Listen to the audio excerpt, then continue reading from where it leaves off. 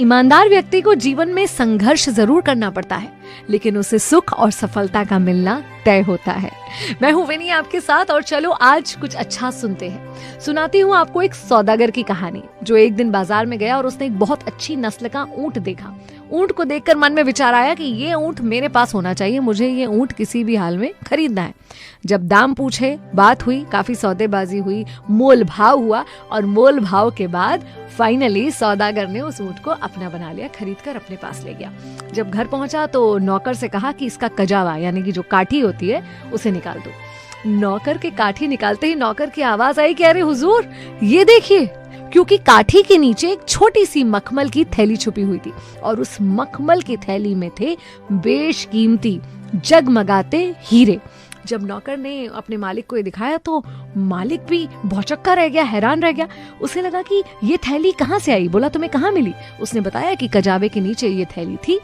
तो मालिक ने कहा कि जरूर ये उस ऊंट बेचने वाले के होंगे, मुझे फौरन जाकर ये थैली उसे लौटा देनी चाहिए।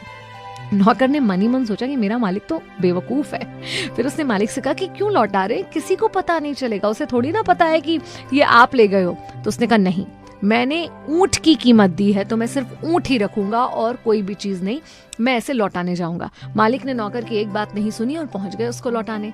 जब उन्होंने उस ऊंट बेचने वाले को ये बात बताई तो वो बहुत ही कृतज्ञता, आंखों में चमक आ गई और बहुत धन्यवाद किया उसने इस व्यापारी का। बोला, मैं तो भूल ही गया था कि मैंने मेरे बेशकीमती हीरे इस ऊंट की काठी में रखे हैं। आप इतने ईमानदार और इतने अच्छे व्यक्तित्व के व्यक्ति हैं, आप इसे मेरे लिए लेकर आए, बहुत धन्यवाद। अब आप प्लीज इसमें से कोई भी एक हीरा जो आपको पसंद आए वो चुन लीजिए। तो इस व्यापारी ने कहा कि नहीं, मैंने ऊंट सही कीमत में खरीदा है, अब इसके बदले मुझे कोई भी शुक्राना या इनाम नहीं चाहिए। आपकी चीज गलती से मेरे पास आ गई, मैं उसे लौटाने आ गया। अब ये सौदागर जितना मना करता जा रहा था, व्यापारी उतना ही ज्यादा जोर दे रहा था इस बात पर कि नहीं, आप ले लीजिए, आप बस एक हीरा इसमें से ले लीजिए, ले लीजिए। इतने में व्यापारी मुस्कुराया और बोला, ये थैली लौटाने आने से पहले मैंने 2 सबसे कीमती हीरे पहले ही निकाल लिए। ये सुनकर व्यापारी एकदम से भड़क गया और गुस्से में उसने थैली खोली और अपने हीरे गिनने लग गया। हीरे गिने तो ये क्या, ये तो बराबर थे। बोला, कैसी बात कर रहे हैं आप कह रहे हैं कि 2 हीरे निकाल लिए, मगर ये तो पूरे हैं, जितने मैंने रखे थे उतने ही हैं। व्यापारी एक बार और मुस्कुराया और बोला कि मेरे पास जो 2 बेशकीमती हीरे हैं वो है मेरी ईमानदारी और खुददारी, और इस ईमानदारी और खुददारी के आगे मुझे कुछ नहीं चाहिए। हम में से कई सारे लोग छोटी बड़ी किसी भी चीज को देखकर कई बार ईमानदारी को डगमगा जाने देते हैं, या कहीं से कुछ तोहफे में मिल रहा हो, कहीं कुछ मुफ्त मिल रहा हो तो खुददारी को भूल जाते हैं।